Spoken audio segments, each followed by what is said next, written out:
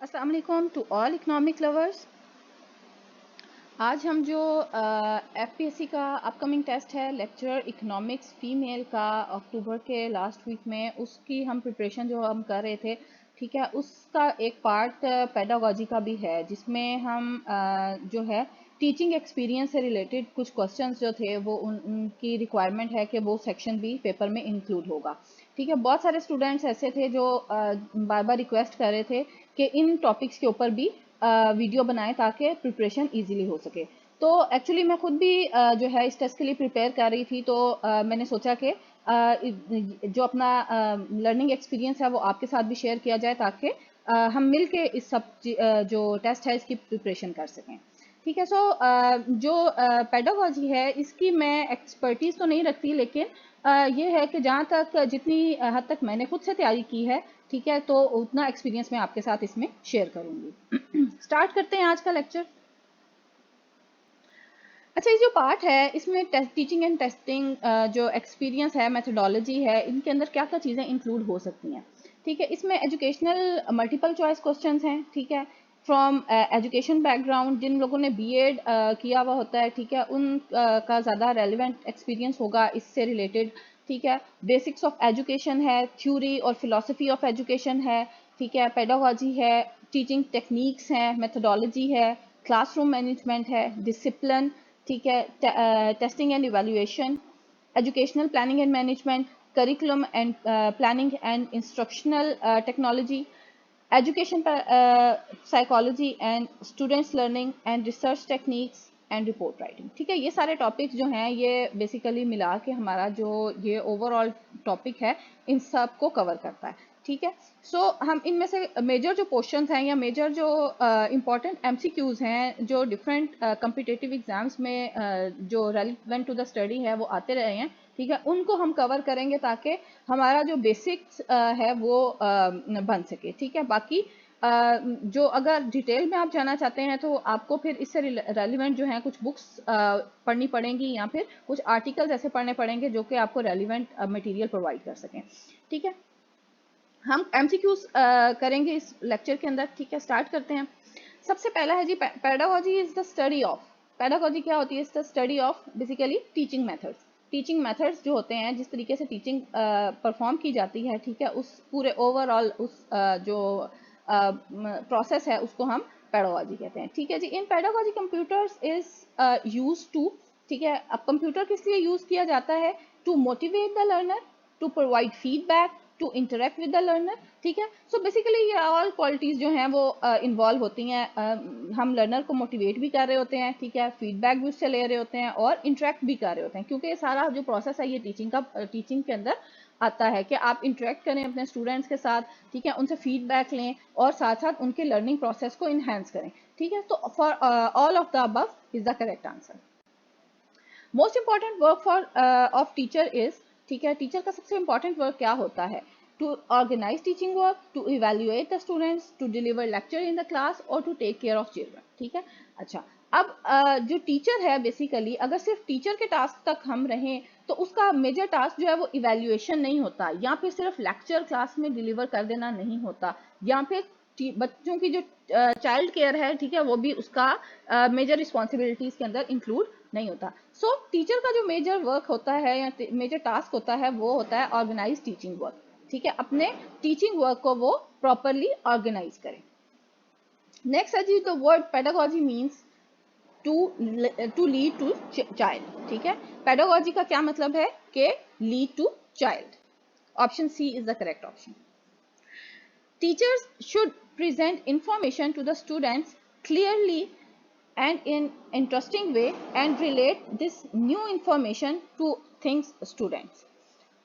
अच्छा, टीचर जो है उसको क्या करना चाहिए कि प्रेजेंट करनी चाहिए इंफॉर्मेशन स्टूडेंट्स को क्लियरली और इंटरेस्टिंग वे के अंदर, और चीज़ों को इस तरह से रिलेट करें कि जो न्यू इंफॉर्मेशन है वो किस चीज़ के साथ रिलेट कर रही हो। जो आपने एक नई चीज़ समझानी है उसको ज़रूरी है कि आप पुरानी चीज़ों के साथ रिलेट करें। ठीक है, तो जो ऑलरेडी स्टूडेंट्स को नॉन इन्फॉर्मेशन है उसके साथ आप चीज़ों को रिलेट करेंगे तो स्टूडेंट जो है वो इजीली रिमेंबर भी कर सकेगा और इजीली अंडरस्टैंड भी कर सकेगा कॉन्सेप्ट को।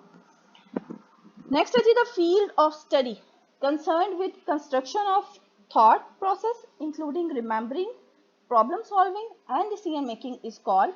अब ऐसी फील्ड ऑफ स्टडी जो कि कंसर्न है construction of thought process, thought provoking process के सोचना कैसे शुरू करें, ठीक है, जब तक सोचेंगे नहीं तो आप लिख नहीं सकेंगे या बोल नहीं सकेंगे, ठीक है।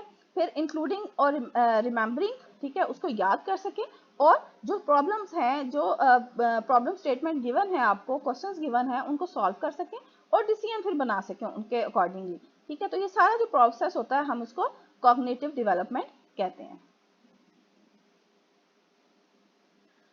The more parts of your brain you use, the more likely are you dash information। अब जितना पार्ट आप ब्रेन का यूज कर रहे होते हैं, ठीक है, इन लर्निंग प्रोसेस, तो इतना ही ज्यादा चांस है कि आप इंफॉर्मेशन को रिटेन कर रहे होते हैं, ठीक है। यूज तो आप इंफॉर्मेशन करते ही हैं, ठीक है, मिस भी नहीं कर सकते, हम मिस यूज भी नहीं कर सकते। सो ऑप्शन बी एंड सी तो बिल्कुल इनकरेक्ट है। रिटेन आप कर सकते हैं, एब्जॉर्ब करते हैं इंफॉर्मेशन को, ठीक है।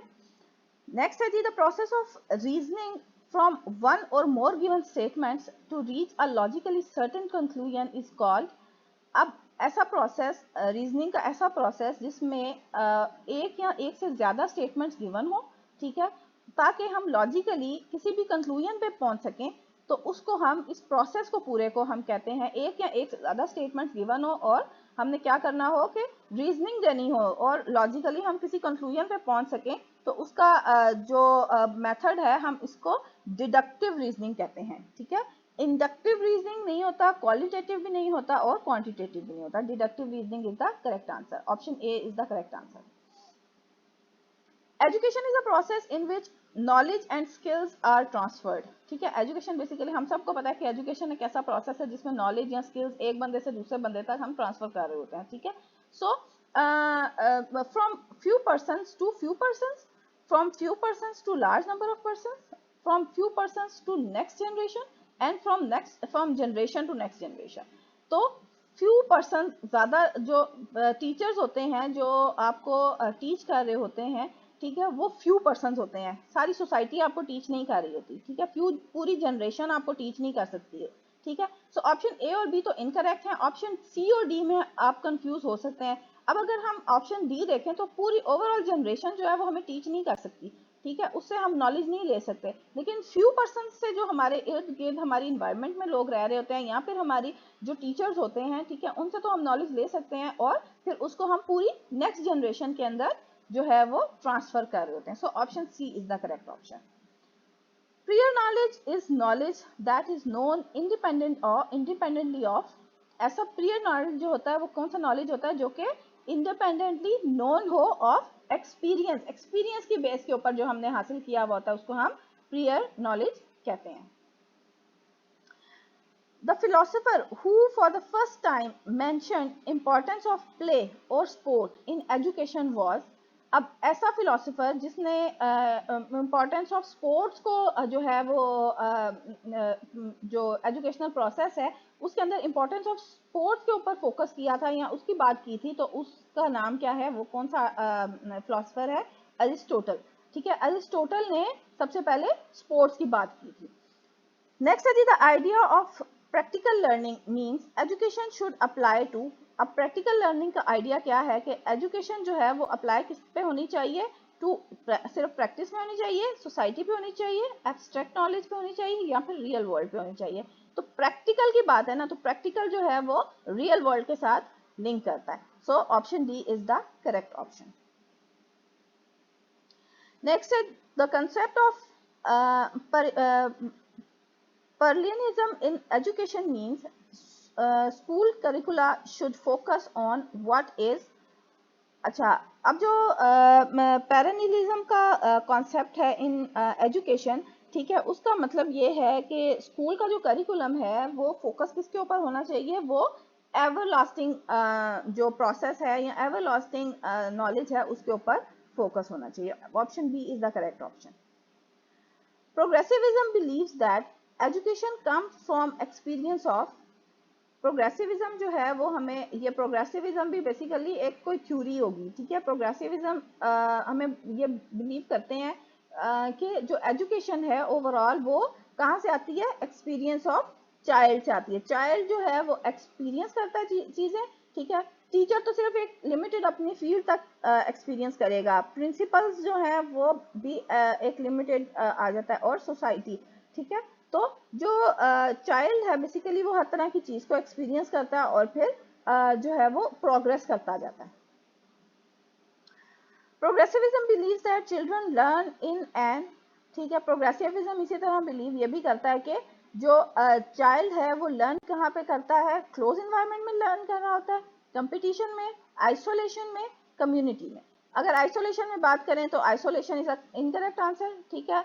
कंपटीशन में भी लर्निंग तो होती है लेकिन प्रोग्रेसिविज्म की ये डिमांड नहीं होती, ठीक है। क्लोज इन्वायरमेंट से भी लर्निंग तो होती है लेकिन वो भी प्रोग्रेसिविज्म की जो है उसमें कैरेक्टरिस्टिक में नहीं आता। लेकिन प्रोग्रेसिविज्म जो है ये बिलीव करता है कि जो चाइल्ड लर्निंग है वो सबसे ज्यादा कम्युनिटी बेस्ड जो लर्निंग प्रोसेस है वहां से हो रहा होता है। Option D is the correct option.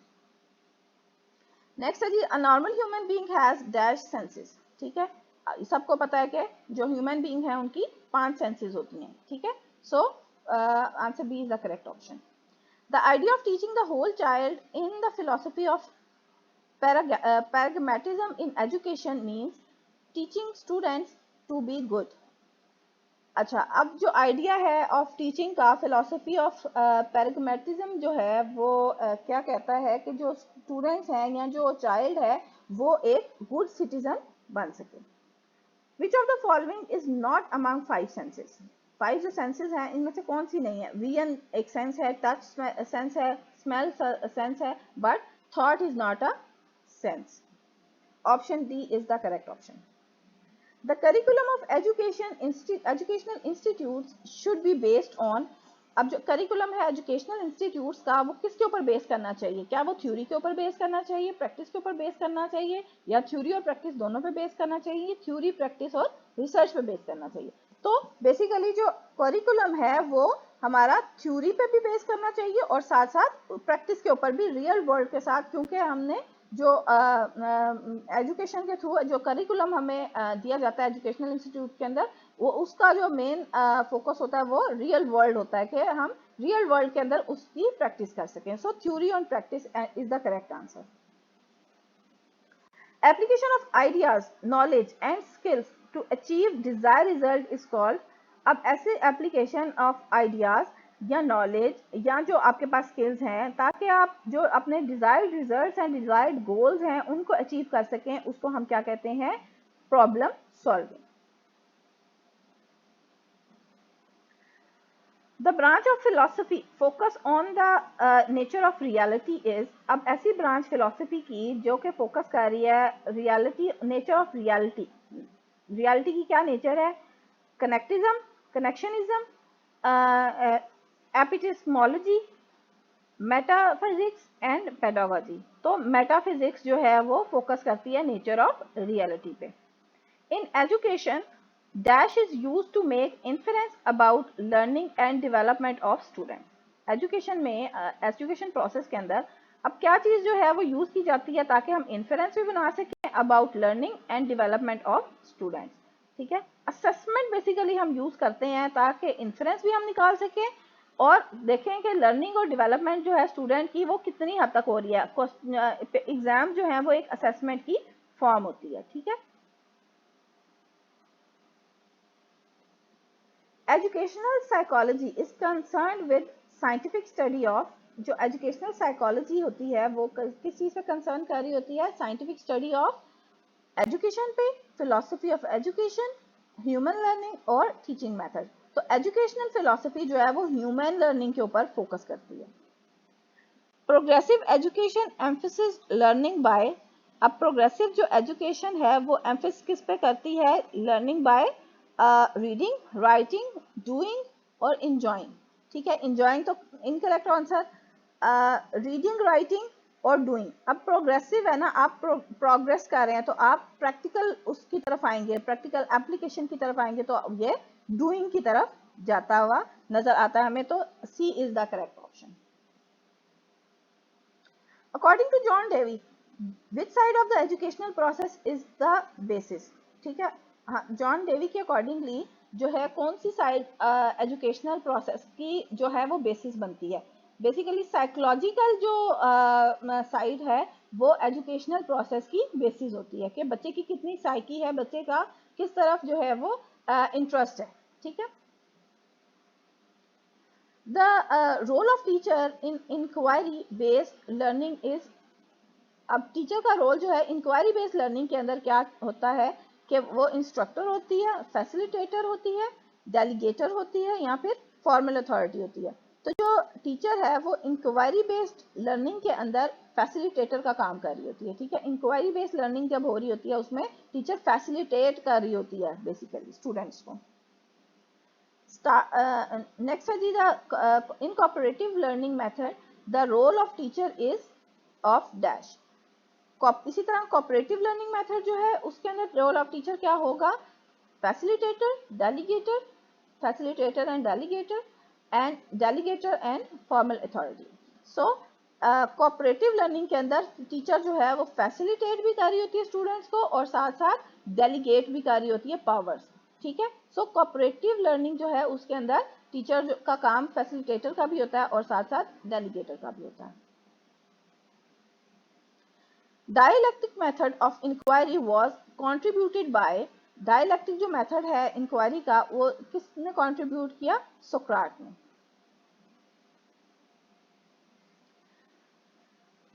Psychomotor domain involves, जो साइकोमोटर की डोमेन है वो किसके साथ लिंक करती है, उसमें क्या इन्वॉल्व होता है, लर्निंग, नॉलेज, मैनर या फिर फिजिकल मूवमेंट। तो उसमें फिजिकल मूवमेंट जो है वो ज्यादा इन्वॉल्व होती है।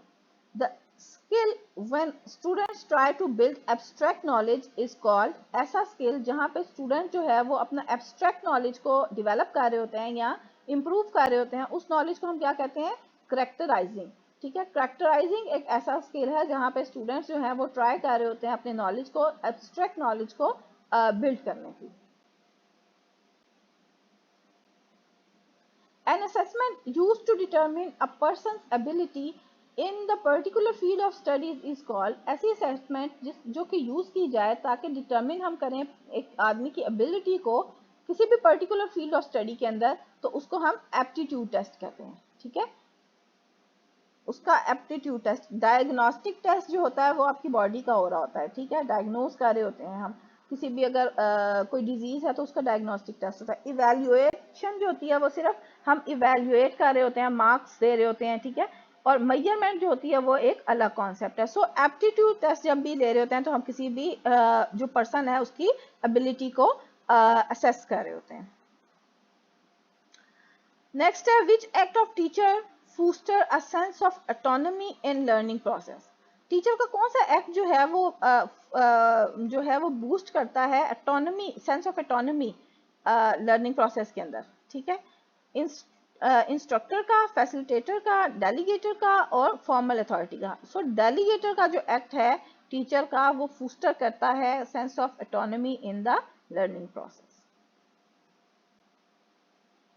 A teacher is considered successful only if, teacher जो है वो हम कंसीडर उसको सक्सेसफुल टीचर कहते हैं अगर अंडरस्टैंड्स हिज सब्जेक्ट वेल, क्या उसको अपने सब्जेक्ट पे पूरी कमांड होनी चाहिए, gets his articles published in popular magazine, क्या उसकी पब्लिकेशन ज्यादा होनी चाहिए, गिव 100% एग्जामिनेशन रिजल्ट्स, अपने जो एग्जामिनेशन है वो जो ले रहा है वो उसके 100% रिजल्ट आने चाहिए, और is gentle and easily approachable. तो ऐसा जो कंसीडर जो सक्सेसफुल टीचर होता है उसकी गुड क्वालिटी क्या होती है कि वो जेंटल होता है और साथ साथ easily approachable to the students होता है। Next, before accepting the teaching profession one must know, किसी को टीचिंग प्रोफेशन को एक्सेप्ट करने से पहले क्या चीजें पता होनी चाहिए, the study of teachers, the duty of teachers, the pay scale of teachers, the future prospect of his profession and the benefits available to the teacher.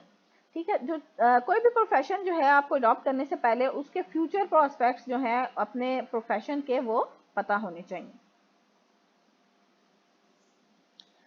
The teaching approach in which students share knowledge with other students through a variety of structures is known as, ऐसी teaching approach जिसमें student जो हैं अपने knowledge को share कर रहे होते हैं दूसरे स्टूडेंट के साथ। ठीक है। थ्रू वैरायटी ऑफ स्ट्रक्चर्स, ठीक है। इसको हम उस टीचिंग मेथड को हम क्या कहते हैं, cooperative classroom model, cooperative behaviour model, cooperative learning method और नन ऑफ दीज। तो जो जिस अब रोज के अंदर स्टूडेंट्स जो है अपने नॉलेज को शेयर कर रहे हैं, ठीक है, नॉलेज शेयर करने की बात हो रही है, तो कोऑपरेटिव लर्निंग मॉडल आएगा वो, ठीक है। When students are asked to leave the classroom to observe events, organisms, and objects in their natural surroundings, and the teacher is actually using dash strategy to teach them, ठीक है। ऐसी strategy जिसमें teacher जो है students को out of the class भेजे ताकि आप जो नेचुरल आपकी सराउंडिंग है उसको ऑब्जर्व कर सकें, उसके अंदर जितनी चीज़ें हैं उसको ऑब्जर्व कर सकें। उस जो प्रोसेस ऑफ लर्निंग है या उस टेक्निक को हम क्या कहते हैं, द फील्ड ऑब्जर्वेशन। बाहर भेज रहे हैं ना, आउटसाइड ऑफ द क्लासरूम भेज रहे हैं, तो वो उसको हम फील्ड ऑब्जर्वेशन कहते हैं।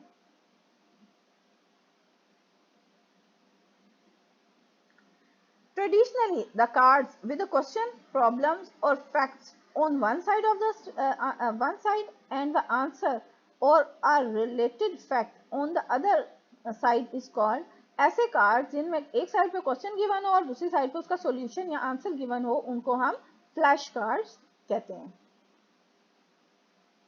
Reading or looking at materials quickly to gain an overview of the content is the reading technique called।